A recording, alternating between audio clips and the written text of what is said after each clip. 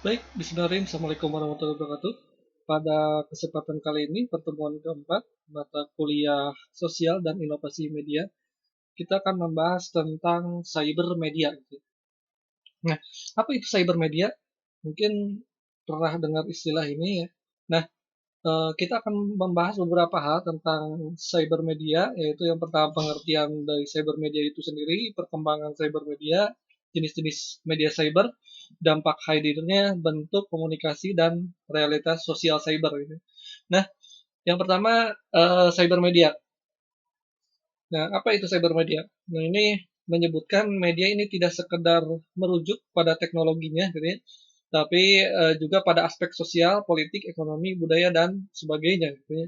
Dan yang kedua, ini mengandung makna yang cukup luas. Jadi masalah cyber media ini lumayan luas. Jadi kalau dulu-dulu itu media itu belum berbentuk cyber seperti koran, gitu ya.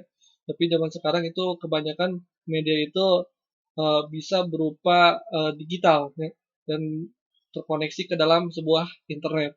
Nah, pengertian dari cyber media ini adalah alat atau sarana komunikasi dengan menggunakan jaringan internet, ya. Dengan menggunakan jaringan internet atau bentuk komunikasi yang ada di dunia maya atau internet.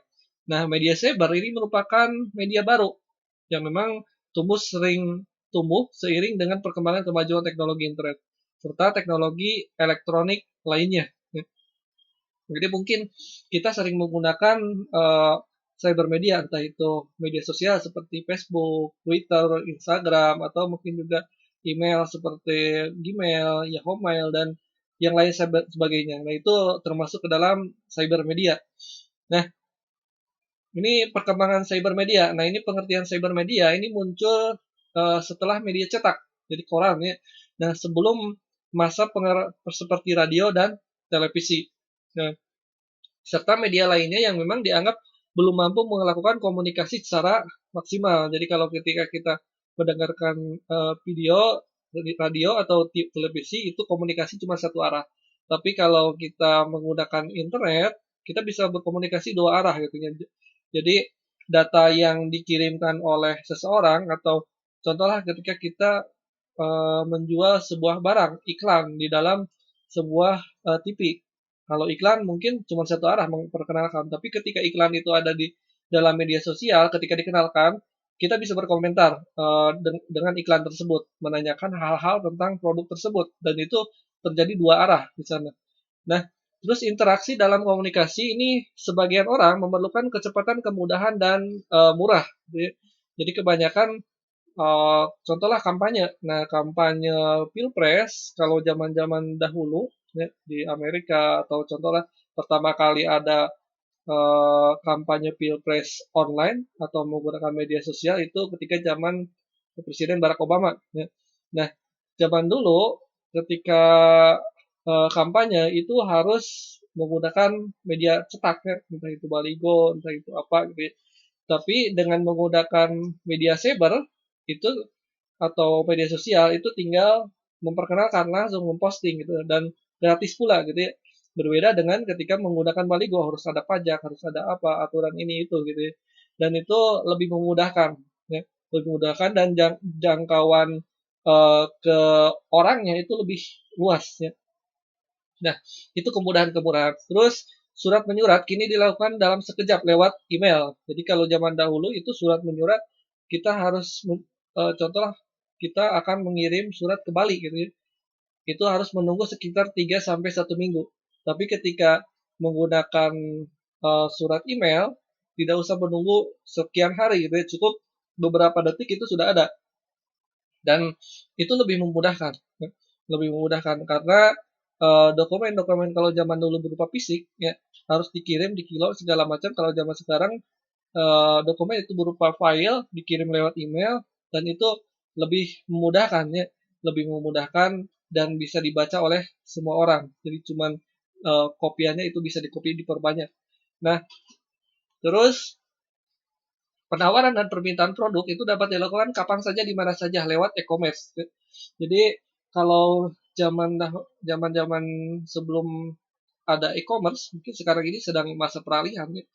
Nah, peserta lelang. Kalau ketika penawaran produk yang dapat dilakukan ini kita harus datang dulu ke tokonya, terus melakukan penawaran segala macam, mencari dari atas sampai bawah gitu ya, dari ujung sini sampai ujung situ gitu ya. Tapi ketika menggunakan e-commerce itu ketika penawaran, permintaan, pencarian itu akan lebih mudah lagi dan dapat dilakukan di mana saja tanpa harus kita datang ke tokonya ya. Nah, bahkan pendidikan jarak jauh ini zaman sekarang tanpa tatap muka langsung dapat dilakukan dengan media cyber gitu ya. Apalagi zaman pandemi sekarang itu pendidikan itu memang diwajibkan daring gitu ya. Dan itu suatu salah satu cara terbaik ya. Dan itu mempermudah ya, mempermudah ketika memang harus libur tapi kita masih tetap bisa belajar di sana ya. Nah, saat ini hanya berbekal sebuah smartphone saja, orang biasa ini dapat melakukan komunikasi apa saja, seperti apa saja, berdiskusi, tukar-menukar informasi, cerita, curhat, rekreasi, sebagainya dengan mudah. Jadi kita contohlah, kita mau berrekreasi. Kalau zaman dulu ketika zaman-zaman sebelum ada media sosial, zaman-zaman sebelum ada Instagram gitu ya, kalau mau berrekreasi itu harus datang dari mulut ke mulut. Tapi kalau zaman sekarang ada tempat wisata yang sedang viral, otomatis itu kita akan datang ya.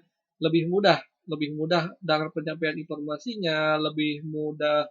Contohlah untuk kita curhat atau mungkin juga kita sedang melakukan perjalanan kemana, itu akan mempermudah kita ya. Entah itu dari mulai apa eh, kita sebagai sebagai seorang yang memang backpacker gitu ya, dan yang lain sebagainya gitu ya. Dan itu sangat mempermudah. Ya, kita juga bisa eksis di media sosial. Nah, terus dampak hadirnya media cyber ini dengan munculnya hadir media cyber ini munculnya istilah beberapa hal. Pertama ada email yang tadi, terus ada e-government, ini contoh pelayanan pemerintahan melalui internet, terus ada e-learning yang mungkin sekarang kita lakukan ini, terus ada e-commerce, website, blog dan sebagainya gitu ya. Nah, ini undang-undang di Indonesia mengatur tentang informasi dan transaksi elektronik yaitu Undang-Undang Nomor 11 tahun 2008. Nah, ada beberapa jenis cyber. Yang pertama ada situs. Nah, ini situs pertama kali. Ini situs adalah halaman merupakan satu alat domain berisi informasi, visual dan audio. Ini memuat aplikasi. Terus ada email. Ini untuk cara kerja seperti surat tapi berbentuk elektroniknya dengan dikatakan sebagai hybrid medium.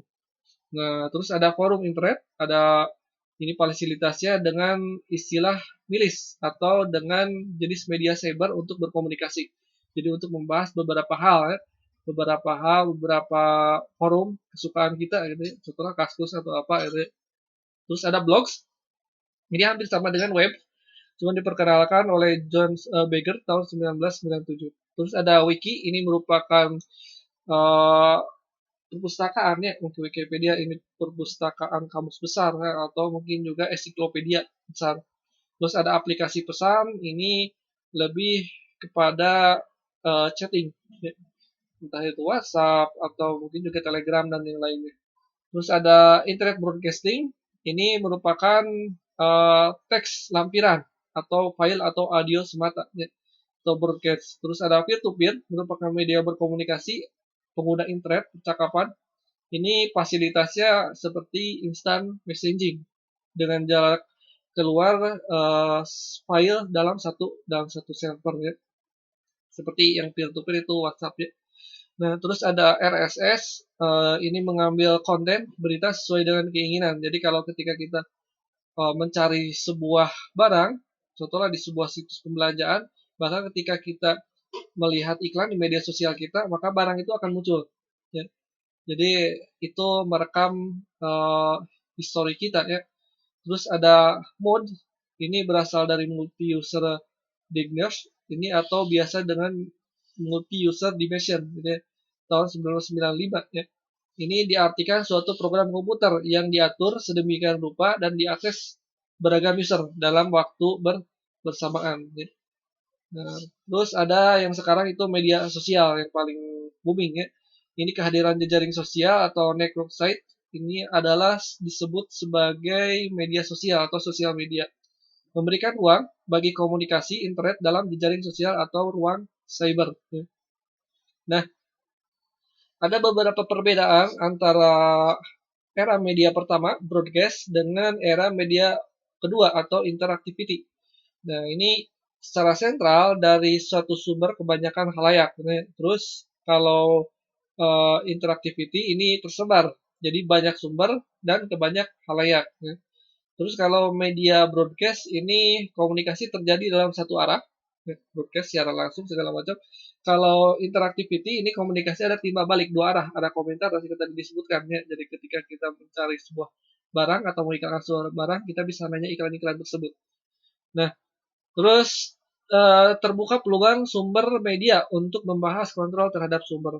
Dan ini kalau yang ini untuk media era kedua ini tertutupnya penguasaan media dan dikuasai gitu. Jadi ini sebuah kesulitan karena medianya sudah global, medianya cyber, jadi orang bisa berpendapat apa saja, tidak bisa diarahkan dan ini menjadi sebuah bisa disebut tantangan, bisa disebut sebagai sebuah kesulitan. Jadi kalau zaman media sosial itu orang itu sulit sekali dikendalikan gitu ya, karena banyak pemikiran, banyak informasi, akhirnya mereka bisa mencerna informasi yang memang yang menurut mereka tahunya, jadi era-era kebebasan gitu ya. Dan itu ada positif negatifnya di sana ya. Nah, terus media ini merupakan da, instrumen yang ketidaksetaraan negara kelas sosial gitu ya. Nah, ini ada kelas-kelas sosial ya kalau untuk broadcast. Terus kalau yang ini memfasilitasi setiap halayak, warga dan pelanggan serata. Jadi tidak ada perbedaan di sini. Nah, terus transfragmentasi ini halayak dianggap sebagai massa. Kalau yang era kedua ini halayak tidak sesuai dengan karakter tanpa meninggalkan keragaman identitas masing-masing. Ya. Jadi kita bisa melihat di media sosial dari mulai orang yang terkaya sampai yang termiskin gitu ya. Itu ada, tapi beda lagi ketika kita membeli koran, paling itu cuma beberapa orang yang mampu saja gitu ya. Nah, terus kalau yang berlangganan gitu untuk koran. Terus media ini dianggap dapat sebagai alat yang baik secara ruang maupun waktu. Dan ini untuk era kedua itu media melibatkan pengalaman halayak, terus mempengaruhi kesadaran setiap orang gitu ya. Dan ini tidak tidak kesadaran itu bercabang. Jadi kalau yang ini bisa diarahkan, kalau yang pertama, kalau yang ketiga itu sulit, ya. Agak sulit.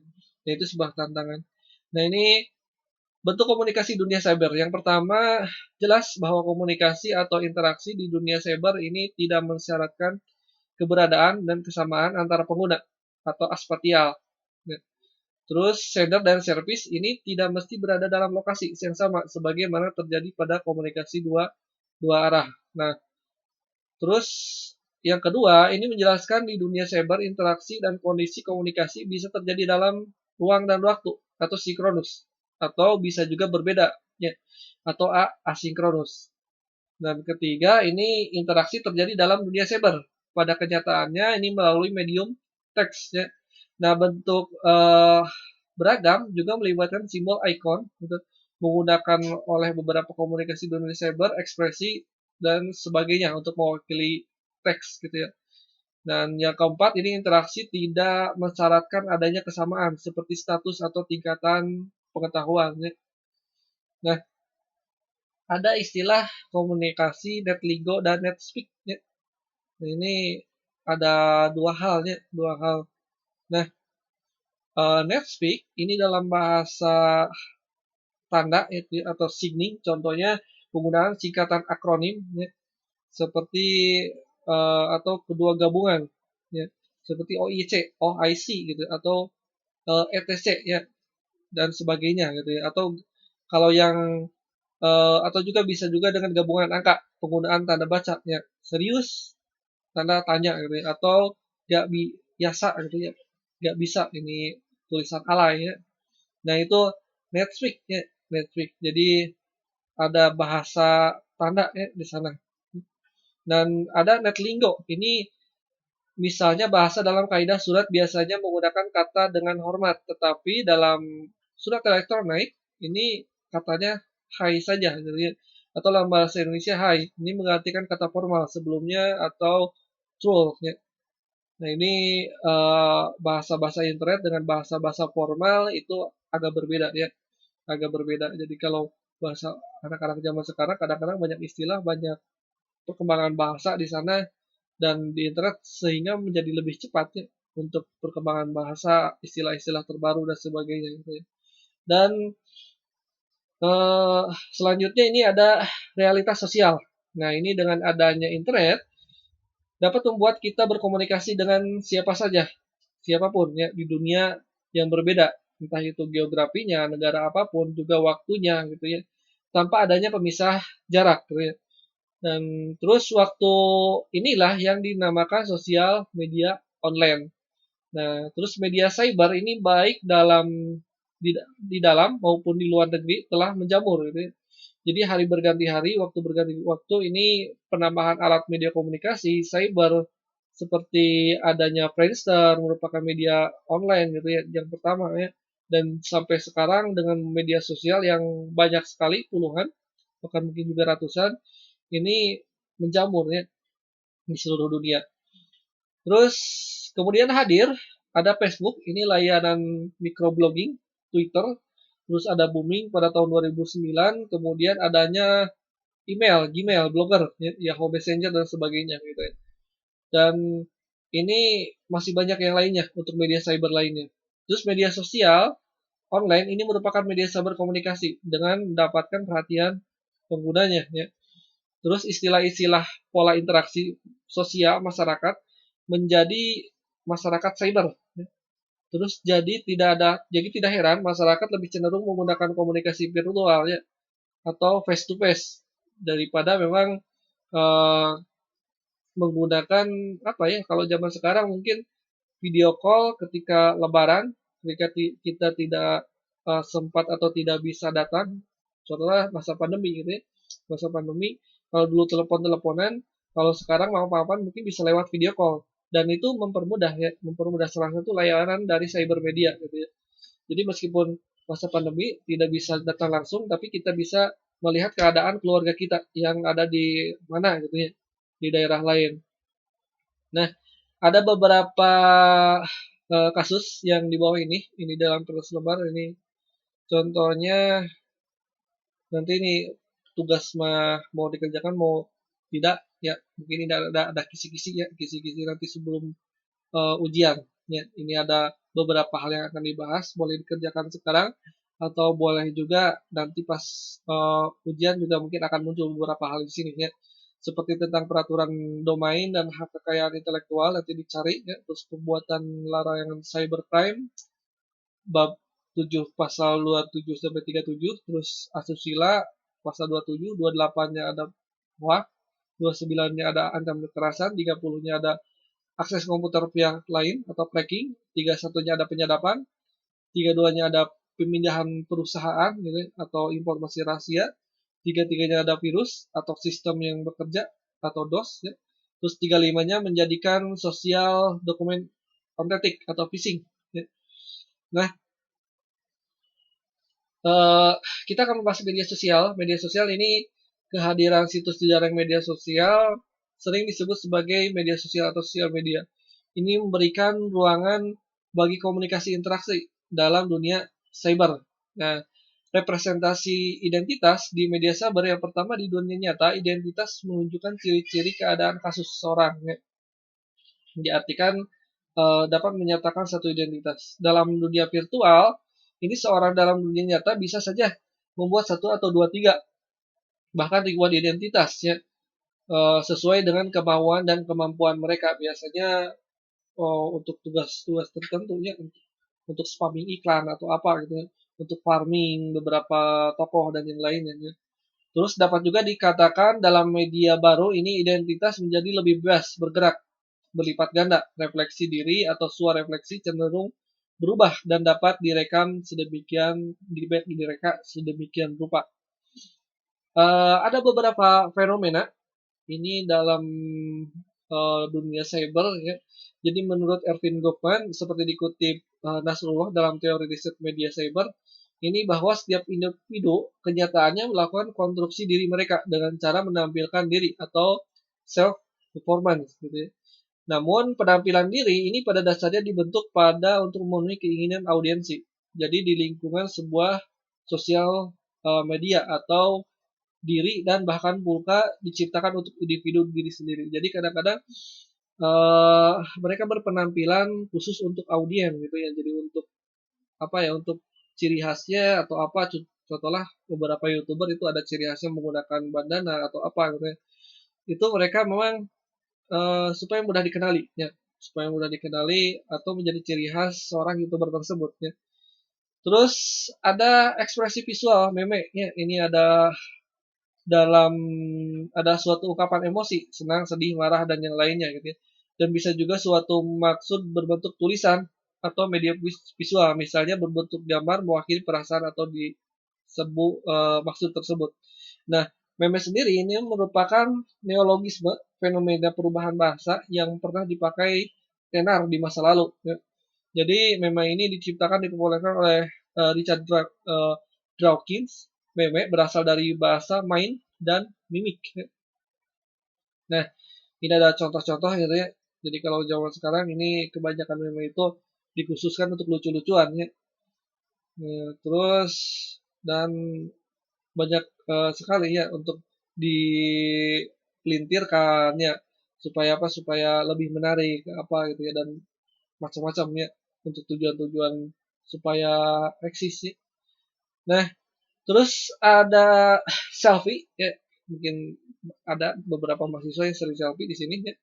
Nah, suap foto atau foto narsis dalam bahasa Inggris ini selfie ini adalah jenis potret diri sendiri yang dapat diambil dengan menggunakan kamera digital atau dengan telepon kamera ya. Nah, ini narsisme berasal dari bahasa Belanda atau terhadap diri sendiri atau berlebihan. Istilah selfie ini digunakan pertama kali tahun 2002, tapi selfie itu sendiri eh, sebenarnya lebih sudah ada dari zaman dulu ya. Ini artinya foto ini memotret diri sendiri biasanya menggunakan smartphone atau webcam atau juga dengan sosial media. Nah, selfie ini sudah ada. Jadi kalau ada disebutkan selfie itu tahun 2002 pertama kali, ternyata dari dulu tahun 1939 itu sudah ada selfie. Jadi sesungguhnya bukan hal baru selfie ini. Foto diri oleh Robert Cornelius ini pada tahun 1939 diyakini sebagai selfie pertama di dunia. Foto tersebut kini ditempatkan di Library of Congress, Washington DC. Jadi ini orang pertama kali selfie itu sudah ratusan tahun sebelumnya ya. Jadi meskipun kita tahu selfie ini baru-baru ini, tapi ternyata sudah ada dari zaman dulu ya. Nah, ini contoh-contoh selfie di dalam media sosialnya, entah itu di Google Plus, Instagram, Twitter, Facebook dan yang lainnya gitu ya. Itu untuk eksis-eksisan. Nah, ada beberapa fakta menarik tentang media sosial. Yang pertama ada search audience dapat dijangkau. Jadi populasi manusia itu sekitar 7,6 miliar. Jadi di mana pengguna internet ini sekitar 51% keseluruhan dari populasi global. Jadi sudah lebih dari setengahnya ya, orang itu sudah bisa mengakses internet. Mungkin di beberapa negara yang kompleks atau di beberapa negara yang kurang mampu itu belum ya, atau terpencil belum bisa terakses internet. Tapi kebanyakan itu sudah bisa mengakses internet dan bisa mengakses dari satu negara ke negara lainnya antar penjuru dunia ya. Nah, dengan beragamnya jenis audiens, ini menunggu dijangkaunya sekitar 91% semua bisnis retail atau brand setidaknya memiliki satu atau dua lebih akun media sosial. Terus 38% semua bisnis media sosial ini rata-rata menghabiskan 20% atau lebih dari total anggaran iklan mereka pada tahun 2015 ya. Dan demikian jaringan media sosial menghasilkan banyak pendapatan melalui berbayar sekitar 8,3 miliar per tahun. Jadi angka itu kemudian menjadi 4 kali lipat satu tahun kemudian menjadi 40 miliar per tahun. Ya. Nah, terus media sosial kalau jika bicara angka, Facebook ini selalu menjadi media sosial raksasa ya, terbesar. Jadi setiap harinya sekitar 500.000 user aktif hadir di user, dan lebih dari 76% pengguna Facebook menggunakan akun mereka untuk masuk ke situs dan mode login via Facebook setiap harinya. Nah, Facebook ini menarik pengguna lebih dewasa karena pengguna internet di kalangan usia muda 15-25 tahun ini menghabiskan lebih banyak waktu di Instagram, Snapchat, Twitter, dan yang lainnya gitu ya. Jadi kalau Anda melihat pengguna Facebook dari mulai ibu-ibu ya sampai anak-anak itu ada semua ya. Tapi kalau orang-orang remaja Instagram itu kebanyakan eh, orang-orang remaja ya yang memang butuh untuk beberapa konten kreatif mereka ya. Tapi kalau Facebook itu hampir semua kalangan ada, hampir semua umur ada. Nah, terus pengguna Facebook itu relatif matang dan lebih makmur dari segi karakter dan penghasilan. Nah, terus postingan Facebook ini mempunyai kinerja baik dalam waktu-waktu tertentu dalam satu hari. Ya, ini dalam hal ini setiap kota atau setiap negara bisa mempunyai pola berbeda, biasanya tergantung pada jenis audiens atau target interest bisnis mereka ya. Jadi kalau ada Facebook Ad atau Facebook untuk beriklan itu ada di sana ya. Dan fakta yang ketiga, Twitter ini bisa melakukan lebih dari yang Anda harapkan. Jadi 92% interaksi semua dilakukan Twitter berasal dari klik tautan. Berarti setiap profil tautan ditandai di Twitter mempunyai potensi klik baik terhadap user lain. Nah, ini di waktu yang sama 78% pengguna Twitter berharap agar sebuah brand dapat menyelesaikan komplain pengguna dalam waktu kurang lebih dari satu jam. Fakta ini mengejutkan, tweet dengan hashtag ternyata tidak lebih baik daripada tweet tanpa hashtag gitu ya.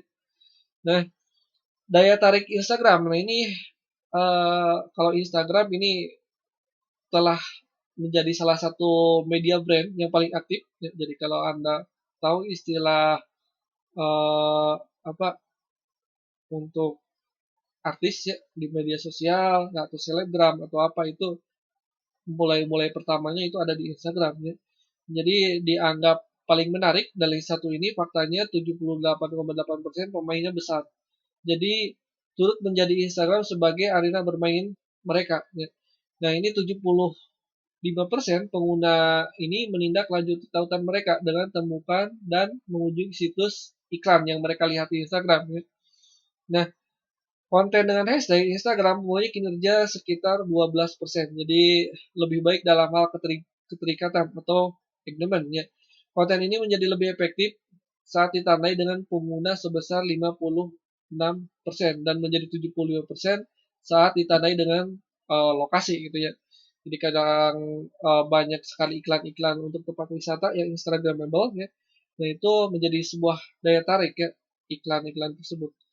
Nah, terus ada Snapchat. Ini rentang perhatiannya orang dewasa rata-rata dapat diukur menjadi sekitar 8 detik. Jadi salah satu alasan kenapa beberapa negara Snapchat ini menjadi media pemasaran yang sempurna. Jadi studi kecil ini melibatkan penonton sekitar 15-56 mengungkapkan bahwa iklan di Snapchat ini menarik. Perhatian penonton ini 2 kali lebih banyak dibanding Facebook dan 1,5% lebih banyak dibandingkan dengan Instagram Ads. Nah, iklan berbayar ini ditawarkan di Snapchat memungkinkan bisnis untuk menjalankan iklan mereka di sela-sela story ya, secara efektif, memungkinkan pengguna untuk merancang strategi media sosial dan lebih out of the box ya. Strateginya ini diadopsi Instagram ya dengan format Instagram Story ya. Instagram Story dan kini menjadi semakin populer hampir semuanya, bahkan di Facebook juga ada Facebook Story ya. Terus ada yang keenam ada power visual content dari Facebook. Ini Facebook ini melaporkan 40 miliar pengguna konten bermerek ini dalam kurun waktu 12 bulan. Pada tahun 2015 ini terlihat sekitar 1,5 miliar pengguna aktif per bulan ya.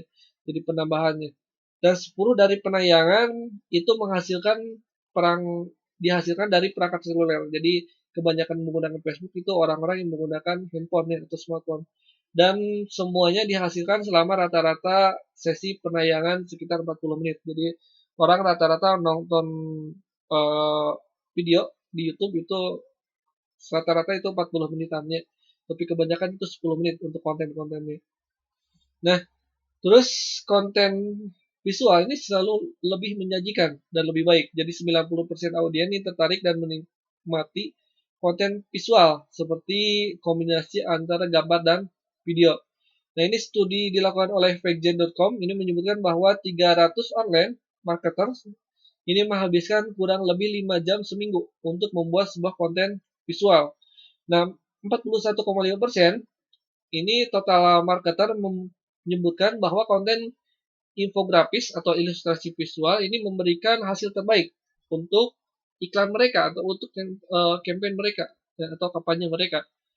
Nah, terus ada konten berkualitas ini tak membuat Anda kecewa. Jadi kadang-kadang kalau bagus itu tadi faktanya, kalau untuk yang kurang bagus yang ini ya, gitu. Nah, ini WordPress menganalisa 91%, 91,8 juta postingan blogs ya, diterbitkan setiap bulan. Ya. Di saat satu sama lain, ini 3 strategi pemasaran jenis konten mencakup sekitar media sosial itu 83%, blog itu 80%, dan email itu sekitar 77%. Ya. Jadi kedua setelah media sosial. Ya. Terus penelitian ini dilakukan oleh lembaga pemasaran konten mengangkat bahwa 98% dari semua B2B marketer ini menggunakan strategi pemasaran konten menunjukkan bahwa semua marketer dengan kinerja baik dan dapat diatur dengan kualitas konten yang mereka sajikan. Nah, terus tentang CEO, ini ada bukan hanya di Google ya. Jadi mengoptimalkan situs web yang Anda atau dicarikan, membuat website yang dijangkau audiens dan lebih luas gitu ya. Selain dengan CEO, ini SEO ya, Anda juga dapat membuat Google AdWords ya, dengan menjadi tool bisnis untuk mengoptimalkan campaign dalam sebuah website di Google ya. Ini layanan ini terkait pada mesin pencarian kinerja baik pebisnis memerlukan memperlakukan semua platform sosial sebagai mesin pencari. Juga konten ini akan menonjol pada brand tertentu yang terlihat atau stand out di semua platform sosial. Dengan demikian, ini pebisnis dalam bisa mengkomunikasikannya mesin pencarian dengan media sosial ya, untuk menumbuhkan bisnis mereka. Jadi mereka akan menawarkan barang yang memang sesuai dengan barang yang dicari oleh user. Ya. Jadi kalau user sedang mencari pakaian, maka akan muncul di media sosial apa saja itu yang mereka punya ya, dengan menggabungkan SEO ini yaitu tentang iklan pakaian misalnya. Nah,